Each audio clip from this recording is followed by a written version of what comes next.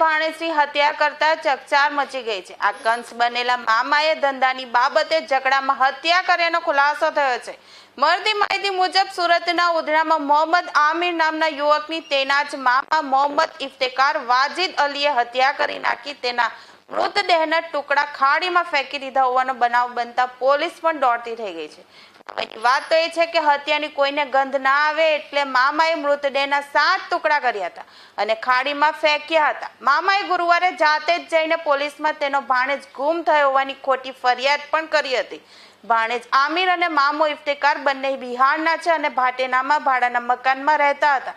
બંને મામા ભાણેજ સિલાઈ મશીન ચલાવતા હતા। હાલ ઉધના પોલીસે હત્યારા મામાની ધરપકડ કરી વધુ તપાસ હાથ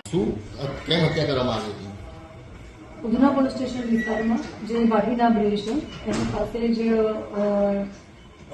જે વ્યક્તિ રહે છે મોહમ્મદ આમિર આલમ રહે એજન્ટ, જેમની ઉંમર છે આશરે 26ની આસપાસ। એ અને જે મરણ જનાર છે એ અને એમના મામા જેઓ મોહમ્મદ ઇફ્તેકાર વાજીદ અલી, જેમનું મૂળ વતન બાલુઘાટ બિહાર છે, તે બંને જણા એક જ મકાનમાં ઉધના પોલીસ સ્ટેશન વિસ્તારમાં રહેતા હતા।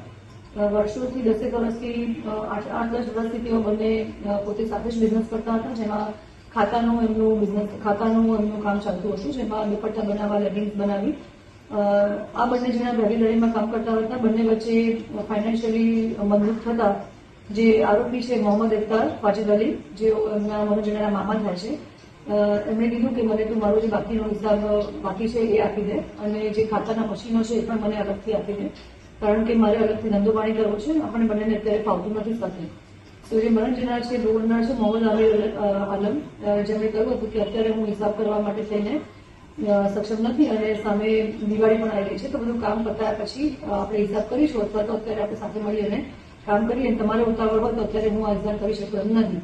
જે બાબતે વાત કરતા જે આરોપી છે એમના મામા છે મોહમ્મદ ઇફ્તેકાર વાજીદ, તેઓ ગુસ્સે થઈ ગયેલા હતા અને તેમણે મનમાં જ 1 મહિનાથી પ્લાન કર્યો હતો કે હવે હું આ જે મારું ભાણો છે એનું કોઈ પણ રીતે હું નિકાલ કરી દઈશ। આ બાબતે એણે ઘણું બધું સર્ચ કર્યું, જોયું કે કેવી રીતે મર્ડર થઈ શકશે।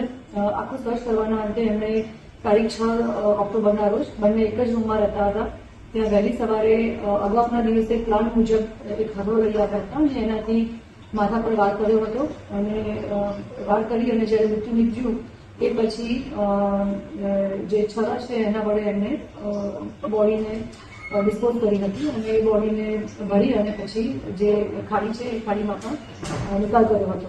આ બાબતના સીસીટીવી ફૂટેજીસ પણ પોલીસે કબજે કર્યા છે।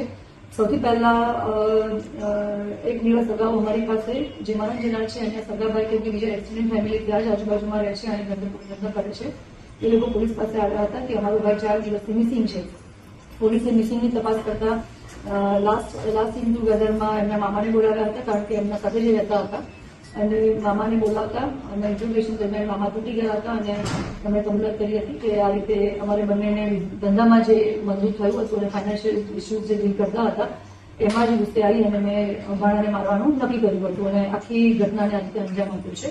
તો મિસિંગમાંથી અમે અત્યારે મર્ડરનો ગુનો પણ દાખલ કર્યો છે। જે વેપનથી અમે મૃત્યુ નિપજાવ્યું હતું આ વેપન પણ અમે લોકો પોલીસે કબજે કર્યું છે। એમાંથી જે વાળ અને બ્લડના નમૂના સેમ્પલ્સ મળ્યા છે એ પણ અમે FSLમાં મોકલાયા છે અને DNAના આધારે આગળની પ્રોસેસ પણ કરીશું, પરંતુ એ સેમ્પલ મળ્યા છે એના આધારે અમે આગળનો ગુનો પણ દાખલ કર્યો છે, આરોપી પણ અમે અટક કરી દીધો છે।